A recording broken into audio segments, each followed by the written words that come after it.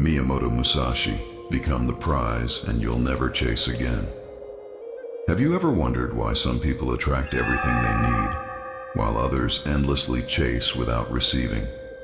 Musashi would say, you don't get what you want. You get what you are worthy of.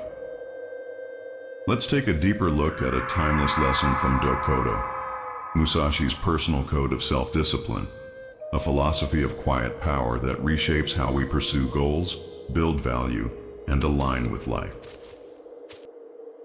Dokodo can be translated as the way of walking alone, or more precisely, self-decided path.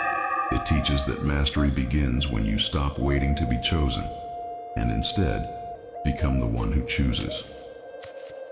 That shift from seeker to source is everything. But here's the truth. This principle is only powerful if you're willing to live it. If you do, it will change your results, not just in business or career, but in love, in friendship, in the quiet corners of your life that no one sees. Because when you align your life with real value, the world begins to mirror that back to you. Musashi's wisdom echoes something few truly understand. The world doesn't give you what you want. It responds to what you offer. While most people are busy asking, how can I get what I need?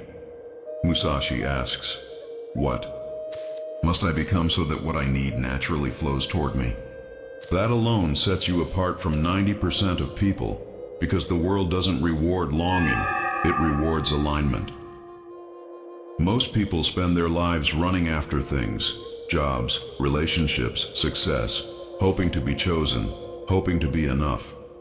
But Musashi teaches, when you become the prize, you stop running. You attract. You shift from being a seeker to being the sought after. That shift changes everything, and it begins with one question. What do I truly have to offer? Consider this. Business partners don't care about your goals. They care about the value you bring. Potential life partners don't care how hard you've tried. They care how safe, inspiring, or meaningful you make their life feel. In truth, most people are not thinking about you at all. They are focused on their own needs. The moment you meet those needs, not with performance, but with authentic value, you become magnetic. This is not cynicism, it's clarity. And clarity was Musashi's greatest weapon. He didn't waste energy chasing approval. He developed himself until his presence became undeniable. His silence spoke louder than most people shouting. That is what it means to become the prize. Imagine two people applying for the same position. One sends out hundreds of resumes, hoping someone will give them a chance. In the interview, they say, "Thank you for this opportunity. I promise I won't disappoint you." Their posture is humble, but rooted in lack.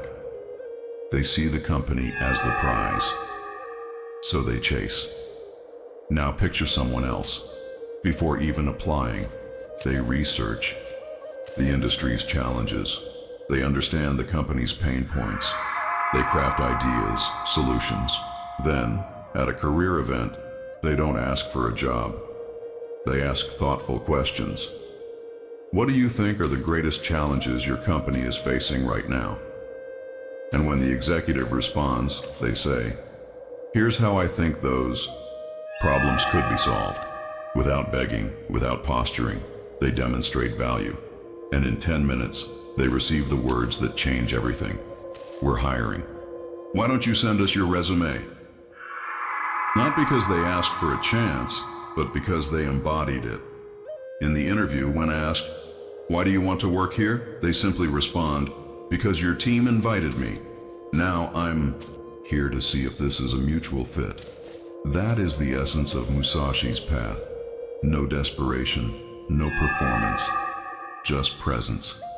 This isn't arrogance, it's alignment. You don't force opportunity. You become so attuned, so deeply developed, that opportunity recognizes you. But let's be clear, this only works if two conditions are met. First, you must become truly valuable, not just in your own eyes, but in the space you want to serve. Second, you must be perceived as valuable. That's not manipulation, it's communication. If you are valuable but no one knows it, you must learn how to be seen. So how do you do this? You stop asking the world to give you what you haven't earned, and instead you ask yourself, who must I become so that what I long for flows naturally to me? This principle works everywhere, in business, in relationships, in personal growth. It transforms your life, not by adding more noise, but by adding more depth, more substance, more truth. Because as Musashi reminds us, true strength is silent. It doesn't beg, it doesn't chase. It becomes. And in becoming, it draws everything it needs, not through force, but through frequency. Remember, real success isn't just about achieving your goals. It's about who you become on the way there. Let your path be like the flower that blooms in snow, unexpected, resilient, quietly radiant. Be the one who doesn't just win, be the one who transforms. And now, if this message resonates with your path, I invite you to go deeper. In the description below, you'll find a special resource to expand this journey, one that can help refine your inner alignment and amplify your outer results. If this spoke to your soul, leave a like, subscribe, and stay with us on this journey. Until next time, walk your path with purpose, and remember, you are not here to chase. You are here to become. True discipline is not in action, it's in restraint. Discipline is often confused with doing more effort, more hours, more hustle. But Musashi taught that true mastery lies not in endless motion, but in measured restraint. The ability to not act when impulse rises is the mark of a sharpened mind. Most people react. The disciplined respond with presence, not pressure. Restraint creates space between impulse and decision. In that space, clarity blooms. You're no longer moved by urgency, but by alignment. Musashi's battles were won not in the chaos, but in the calm before it. He trusted timing. He didn't lunge. He waited, and struck only when inner silence became outer movement. In your own life, where are you forcing what should be flowing? Where are you reacting instead of realigning? Restraint is not weakness, it's energy conservation. Every time you say no to a distraction, you say yes to purpose. You choose depth over noise, and that choice made quietly transforms everything. To live this way is rare, but it's powerful. Imagine your presence becoming so grounded that your very stillness creates impact. That's not performance. That's presence. The kind of presence that doesn't chase validation because it knows its own value. This is the discipline of becoming, refined, intentional, and quiet. Mastery begins when you stop needing to prove. So many spend their lives trying to prove their worth to bosses, to lovers, to the world. But Musashi teaches the moment you stop proving and start being, you cross into mastery. Proof is for the insecure. Presence is for the grounded. When you know who you are, the need to explain vanishes. Think of how much energy is wasted trying to be understood, trying to be liked. That energy, when redirected inward, becomes power. The stillness of a person who no longer needs to convince is magnetic. They don't perform, they radiate. And in that radiation, the right people recognize the signal.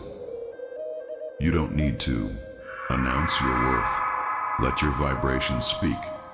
As Musashi once lived, his silence spoke his sharpness. His presence conveyed his power. You too can let your energy do the work. Not with arrogance, but with quiet assurance that your essence is enough. That's what makes the prize become real. Ask yourself, are you still trying to prove your value? Or are you becoming it? The shift is subtle, but life-changing. Because when you no longer seek to be chosen, and instead choose to live as chosen, the outer world begins to mirror that inner certainty. And in that space, proof becomes irrelevant. Stillness is the language of the soul. We live in a world addicted to speed, volume, and motion. But the soul speaks in stillness. That's why so many can't hear themselves. They're too busy running from silence. Musashi understood this well. His solitude was not emptiness. It was deep conversation with the essence within him. In silence you hear the truth, not the opinions of others, not the fears of your mind, but the voice beneath all voices, the one that knows. Stillness is the bridge between your present self and your highest self. It's in this space that the path reveals itself, not with a shout, but with a whisper. Stillness isn't passive, it's powerful. It resets the nervous system, recalibrates your vibration, and invites coherence. Greg Braden speaks of heart-brain harmony, a state that is only accessed through intentional stillness. When the noise falls away, the field begins to respond. That's when synchronicity arrives, so give yourself permission to pause. To sit in the center of your life and simply be. No fixing, no chasing, just being with what is. That space, so often avoided, holds the very wisdom you've been searching for. As Musashi showed through his life, stillness is not silence. It's strategy, and it changes everything.